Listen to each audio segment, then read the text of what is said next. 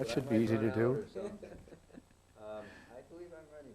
Okay, that's good. My name is George Douglas Anderson, and I'm now I can't say a native of Herkimer County, but I've lived here 55 years, and I live on Farber Lane on Route 28, and I moved up here right after the war, and married. My wife is Marjorie Anderson, and she has taught in Ilion for 25 years. And I just love it in Mohawk Valley. I wouldn't trade it for anything. This is not a commercial, but I just love the Mohawk Valley. Always have. I love the snow, and it's enough right now, but we do love it. And I don't know. I just have had a wonderful life in the valley here, and my home was in Peekskill, New York, the home of George Pataki. Is that good or bad? I don't know. But anyway, I've had comparatively good health. I'm 84 years of age, and my birthday is the end of April, so I'm getting pretty close. May make it. At least I go away from the April Fool bit. And I hope to live here for quite a few years more. I'm very active in old phonographs. We have a phonograph museum on Route 28, and I don't accept anything but a crank phonograph. I taught in Herkimer High School for 35 years, and my wife and I have two children. One is a teacher in Whitesboro, and the other one is a teacher in West Canada Valley. And so with that, I think that pretty well tells what I've been up to in the last 55 years here in Herkimer, and I'm looking forward to a good many more. Do you have any grandchildren? Big pardon? Grandchildren? Do you have any grandchildren? I have one great-granddaughter. One great-granddaughter. She lives in Syracuse. And the reason I would ask that is, as a veteran, as someone who has seen war and gone through lots of years of life, what would you want to leave your grandchildren with? What would you want them to know about your experience? well, I skipped my children. I have two boys, and as I told you, and what I hope for them is that they continue the way they are. They've led a wonderful life so far, and no problems. And as far as your grandchildren, one grandchild I have, grandchild, just had a great-grandchild. But I just hope that I can portray to her what America's all about, and show respect to parents and other people they're going to work with the rest of their life. As I say, I've been very fortunate because I've had my mother lived to be 102, and good Mohawk air, and so we just have to play by ear and hope that we continue along as we are and with good health and so forth. Let's talk about your service years. Tell me about how you got started in the service. Well, I was at Oswego College. I was a junior at Oswego, and we were supposed to be released from college only after we finished the 4 years. Unfortunately, it didn't work that way. So I was going to be drafted, but that was a bad word back in 1941, and so I volunteered. So by volunteered, I had a choice of what service I wanted to take part of, and so I wanted to go in the Air Corps. My brother was a dive bomber pilot in the Navy. My younger brother was a B-24 pilot, and so it was only natural that I would like to be a pilot, I guess. Unfortunately, they had enough pilots, and so there was nothing left except this new program that somebody dreamed up where you could fly in a glider and be a part of the airborne picture. So in desperation, I signed up as a glider pilot training. And we trained for over 2 years before we saw any combat. And but luckily I got out of it alive. A lot of my friends didn't. It's natural, I guess. But I guess that's about it. Every time we went on a mission, we have about 20 to 30% fatalities, and every time we went on a mission and I came back, I got an air medal and I got promoted. So starting from a flight officer status, which is a warrant officer status in the Army, but the flight officer is a creation of the Army Air Corps. Then I went into second lieutenant, first lieutenant, and I was up for captain. And unfortunately, the war ended. I shouldn't say that. I didn't care about captain that much, but I did lose an awful lot of good friends in service. And this was a volunteer service. The glider pilots. It wasn't kamikaze because we hoped to come back, but we lost a lot of them in the English Channel, crossing the Channel where the tow ropes broke and the gliders crashed and so forth. A lot of gliders were shot down by ground fire simply because we flew in so low over the countryside, 500 feet. So anybody could throw a stick at us and hit us. But it was, we came out of it all right, and most of us came out of it all right. And so I have to say I had a wonderful experience, all told. Well, why don't you tell me specifically about where you went to? You trained for your 2 years, and then you went to, you were assigned, you went to see your action. And I was assigned to a glider training program. And there was no call for gliders the first couple of years of the war. So we went from one town to another where we holed up in CCC barracks and so forth until we would move to another place and we'd get our practice training and our flying. We learned to fly little planes, and then we started to fly the bigger ones. And then we moved to Lubbock, Texas, where the Glider Museum was just opened, the National Glider Museum, which is a picture I want to show you. A painting done by one of my students here in Herkimer. It's going to the Glider Museum nationally when I get finished with it, which I hope is not going to be right away. But we went through the training that a cadet would go through. In other words, we learned to fly the little planes, then we flew the bigger planes, then we learned to fly without any engine. In other words, we would climb our gliders or fighter planes or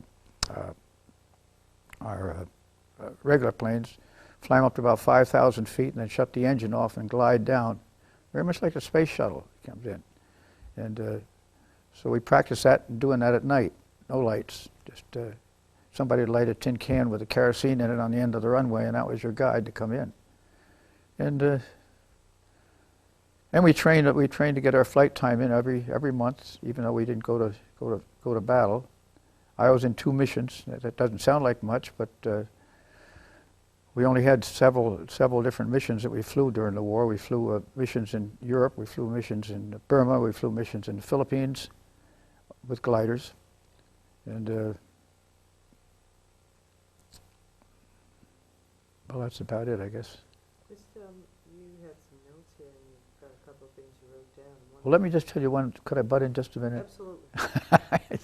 I was telling him a little while ago that we had a war correspondent that came to our air base, and he was a young fella, and he wanted to jump with the paratroopers into Holland. And our CO told him, he says, "You can't jump. You've got to have practice." He says, "You've got to be right the first time. You can't take chances." But he says, "We got an opening in the gliders." And so he said, in total discouragement, he says, "All right, I'll go by glider." And so I got the book here that he wrote, which tells about him going in the glider. And he says, if you're going to go to war, he says you can go by boat. He says you can crawl. He says you can ride a bicycle. He says you can even go in a plane. He says don't go by glider. He says it's the worst way you can go to war. And so he tells about in the book. He tells about landing in Holland, and the glider came in too fast and rolled up on its nose, and the 15 men inside all were crushed down into the front of the glider, and he got out all right, but he grabbed his helmet because the glider pilot says, "Get the H out of here," after they landed. So he grabbed the helmet and put it on his head and started running toward a drainage ditch at the edge of the landing zone. And he found a lot of fellows were following him. And he couldn't figure out why they're following him. He says, what are you following me for? He says, "Well, we want to just go in the right place, Lieutenant." And he picked up the lieutenant's helmet instead of his own. So that was one of the jokes of that mission. And that reporter was? Beg pardon? And that reporter was? Who was that reporter? I'm sorry. Walter Cronkite. Walter Cronkite. That's 65 years ago. Walter Cronkite. And he's my dean of all the correspondence. Great guy. They made 66,000 gliders. Everybody made them. Maytag made them. My glider, I was going into Holland, and I looked over at the side of the glider, and here was made by the National Casket Company. Everybody made the gliders, and they trained over 5,000 glider pilots, and they used over 2,000 of them in combat. A lot of them were killed in training and so forth, but it's hard to believe that there was 6,000 gliders, 65,000 gliders made, and only 2,000 were used in combat. The rest were used for training. And so there's about 2 left in the world. One's down in Lubbock at the museum, and the other is at the Air and Space Center in Washington, D.C. What is this, Raymond Bridge or non-bridge? What about what? Raymond Bridge? Remagen? Oh, Remagen Bridge. Oh, That's when that's the first. That was the first bridge we captured across the Rhine, the Remagen Bridge, and they sent me over from our encampment in France to set up an air evacuation unit at the bridge site. They didn't want the bridge being plugged with military vehicles crossing it, and so they decided they'd make a glider airlift. And what they did is they'd put the troops, the wounded ones, in the gliders. It's on the German side, and they'd put the wounded in the gliders, and then the tow ship would come down. You'll see this in the models. The tow ship would come down and hook into the ropes holding the glider, and the nylon would stretch like a rubber band, the nylon tow ropes, and then they, just like a rubber band, they would give, and the glider would take off. But it was very dangerous because it slowed the tow ship down so much when they cut into the lines. The lines were only 1 inch in diameter, and they stretched 1/3 of their length, like nylon stockings. They stretched 1/3 of their length, and then it would take up the glider and it would shoot off. But we found out that wasn't a practical way of doing it because it slowed the tow ships up so much, and so we cut that out. But they loaded these gliders with the wounded, but the wounded were Germans.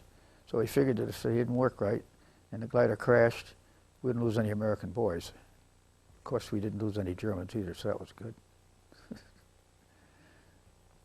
Nobody really liked us. The Air Corps didn't like us.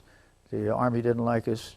Nobody. The glider pilots were hellions. We really were. We were like a Marine bunch, you know. I mean, and proud of it. I mean, it was a tough life and a tough group. But we were sort of adopted by the 82nd and the 101st because they're the ones we carried into battle.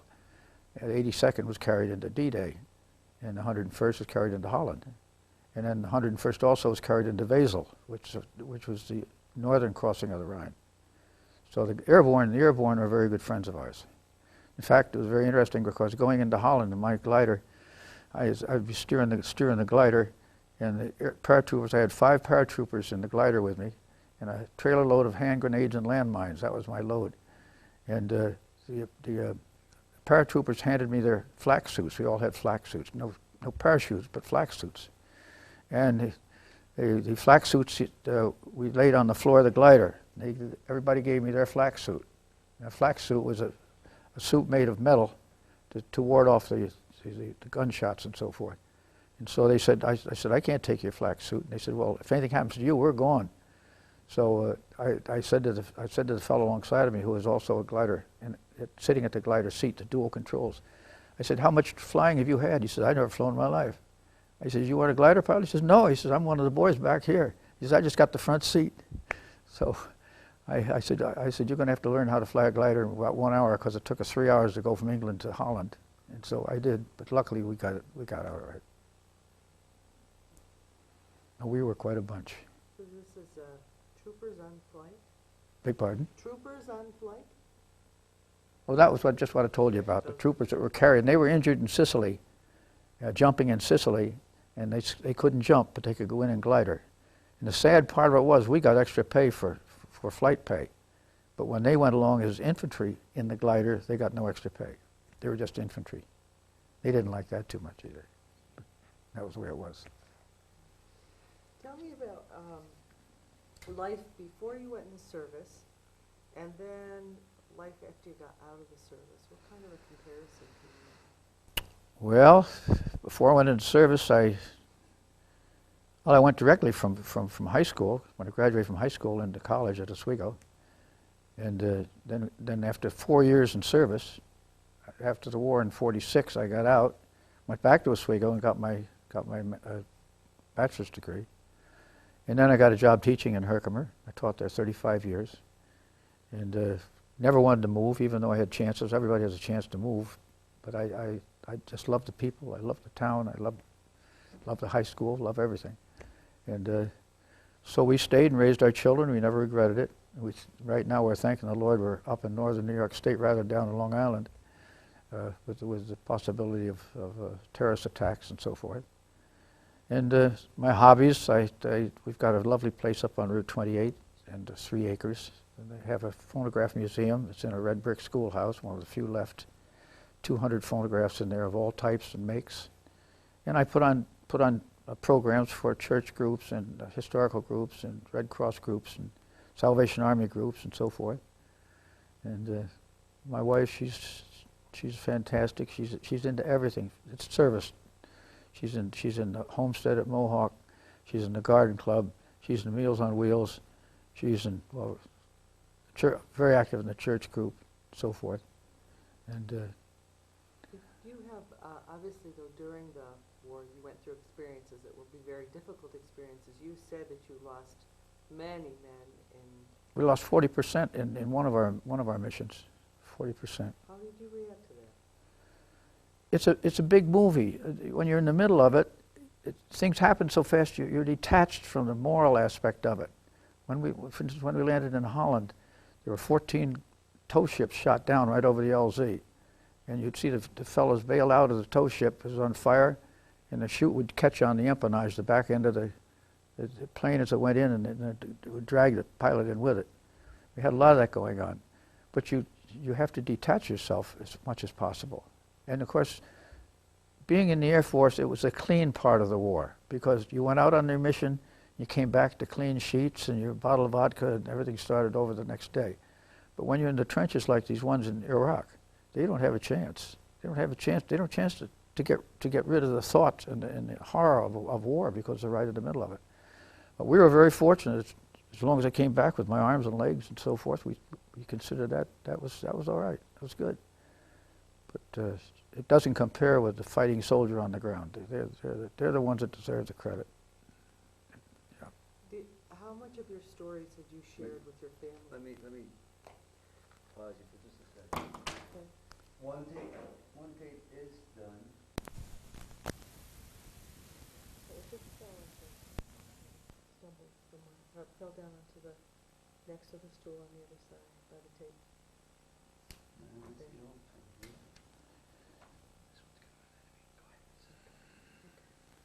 I'm sorry we had to interrupt. But you were saying, you said something about your missions. Maybe you'd repeat that. You talked about when you could go on a mission and come back. And it was the guys on the ground that you think. Yeah, well, that was so true of the Air Force. Now, you take, when our B-17s were bombing Germany near the end of the war, they shot down, in one mission, they shot down 30 B-17s. There's 10 men on each B-17. That's 300 men were lost on one mission. Now those people really suffered, but we're sort of special forces in the gliders. I mean, they didn't use us very much. The main purpose of the gliders was to drop behind enemy lines. This is what the helicopters are doing now. Only trouble is that helicopters are getting shot down. But that was the purpose of the gliders, to go beyond the present enemy troops and then come back the other way, which we did in Normandy and we did on the Holland invasion. So it really didn't affect us emotionally. I mean, we had time to heal, you know, and of course we had a lot of time off. As I say, the missions were only once in a great while, maybe once. We were over in England for 2 years before we went on any mission. All we had to do was get our flying time in, which was very easy to do. So I can't stress enough that if I had a boy that was in service in Iraq right now, I don't know how I could take it. I can hardly take it. if they, I hate to say this with the media, but the media is spoiling everything. They bring everything to light that happens and things that don't happen, and then they repeat it over and over and over again. And this to me is not the way it should be. In other words, the important messages should be with the people. There's no question about it. But I think you overdo it with the television. I think if I was a mother or father with a son or daughter in service over there, I would. In fact, it's getting to the point now where I heard this morning on the television where some of the mothers are turning off their television sets. They just can't apprehend the fact that their daughter or their son may be killed. You know, so. Well, you said you had a lot of time off, and. We traveled a lot. Did you? We traveled a lot. We were stationed in Europe. I was stationed in Europe for 3 years, and I was only on 3 missions. Well, how about your contact with people back home? Did you have a lot of contact? Oh, we got our usual care packages and things like that. Letters. We could write letters back and forth, but like I didn't see my mother for 4 years. When I went into service, I saw her once in 4 years. I came home on a 10-day leave, and yet I made it all right. What did you learn about what was going on back home during that time? Were you aware of all the home efforts that people were making in support of the war? Oh yes, certainly. In fact, in a couple of the papers I have here, telling how many people when Pearl Harbor was bombed, they killed over 1,000 people. When an aircraft carrier sinks during the World War II, there, 1,000, 1,200 people were drowned. I mean, those are the things that made the headlines. But I've never been one for publicity. You started to say, I think, what do you tell your boys? What do you tell your boys about the war and your experiences?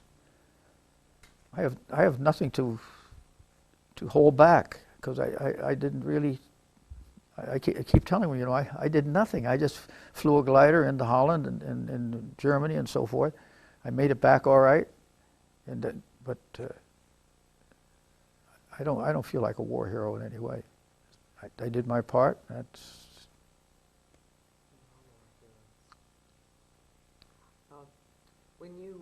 When you came home, what did you think of things like the rationing? They were doing a lot of food rationing, gas rationing, things like that, in an effort to support the war. Well, we knew what it was. We had ration tickets ourselves as soldiers in service, so we could only get so many cigars a week. We could only get so many beers a week, and so forth.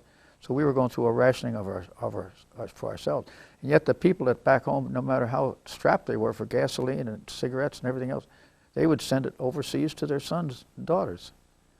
I mean, the people, it's the old story, the people at home suffer more than the soldiers do.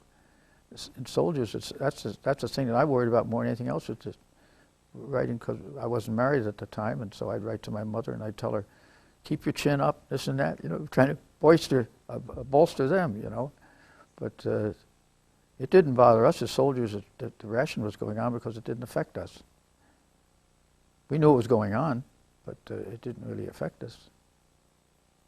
Well, what kind of things, I want to say interesting stories about the times do you think are good to pass on to young people? There's such a difference in we talked about conserving things, rationing, such a difference in the way of life from that time to what children experience today or other people in their homes. Well, what kinds of things were most impressive to you? I feel like Dr. Phil.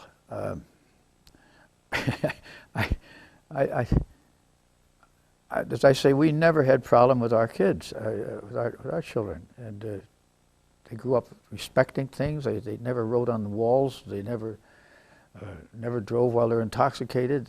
Of course, when your boys are 50 years old now, I mean, it goes way back before you say that they had their beer parties and everything, but everybody didn't own a car, you know. And anybody that smoked hid it from their parents. Now they don't hide it from their parents. I mean, the butt goes wherever it's handy to go. And so I don't think I changed as far as they were concerned. I don't think I chastised them for what they did.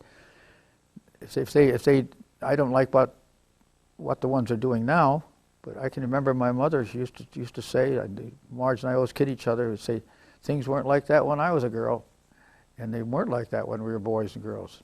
But now things are different, and so you just, I mean, no one gets married before they live together. I mean, that's not a bad idea when you think about it. It's saved down a lot on the divorces, but people have a different set of standards today, and you can't fight it. I don't believe for 1 minute you can fight it. We've got a lot of psychologists working on it, but they haven't done much good. I always said a psychologist is somebody with a problem.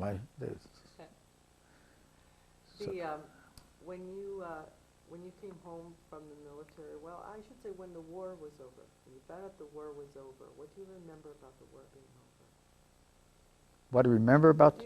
What's your impression of it? What do you remember most? Because a lot of people have a different memory of the day the war ended. I remember I was here and this is what happened. What is your memory of that? Well, of course we knew it was coming. I mean, the soldiers, all the soldiers in Europe knew it was coming. And when VE Day came, everybody knew that the Japs were giving up too. So it didn't hit us all at once. But I don't remember any burning buildings or shooting off rockets or anything. I don't remember anything like that. I mean, we knew it was coming. I mean, it was once they started into Germany and then got into Berlin and so forth. So I don't think there was a lot more rejoicing on Fifth Avenue down here than there was in the army camps. And I imagine we had the parties. Everybody had the parties. And one thing they never ran short on beer and so forth in the service. Everybody had it. The Army resented the Navy a little bit because the Navy got all the good stuff and the Army got what was left. They got all the good cigars, they got all the good beer. In fact, it got to the point where the Army pilots were flying their planes down to southern England to get the Navy supplies, which were first class rather than second class. So, but I don't think there was I think actually there was more joy at home than there was in the field. I mean, everybody was glad it was over. But I don't know. You know, a lot of people tell us a story of somebody who was close to them, somebody they had made friends with in the service, and sometimes what happened to them, whether it was good or bad. Is there someone you can think of that you shared time with in the service? He jumped what? Somebody that you shared time with in the service that's important to you. Yeah, I've had my best friends. In fact, as I say, my best friend was killed going into Holland. When you look out here and the gliders are in a staggered situation, two tow ships here, and this glider loses a wing, and this is your best friend, Jesse Ferguson from Burkburnett, Texas. I'll never forget it. All I remember seeing that glider go down into the ground. And yeah, you lose friends. I mean, you can't live together for 2 or 3 years and travel together because whenever you left the base, you usually went to the same base over here, over there, and so forth. So but again, I guess it depends what your mettle is. It depends on how strong you are. You know, I imagine that it's like the paratrooper that rolled his grenades into the tent and killed his own buddies. You know, those kind of things. It happened, but you think of the number of men. It's wonder it doesn't happen more than it does. But most people are tough when it comes down to it. So are the civilians. The civilians take an awful beating when a war comes because they can't touch it. They can read about it, they can listen to it, but they can't touch it. It doesn't affect them really. But I don't think that. I don't know. I feel much worse about. I'm 84 going on 85, 83 going on 84. I will rush it. I feel a lot worse about growing old with my friends going, because the first place I look and my wife looks now is in the obituary column. And this is sad. This is sad, you know. So we try to live as full a life as we possibly can, go places together, do things together, so forth. But remembering that every day here is a day off down here, and so you can't afford not to be happy. Not if you can be happy if you can. You brought some things to show. I wonder if you would- Yeah, I don't know how much time we've got here. Well, let's just show your things here.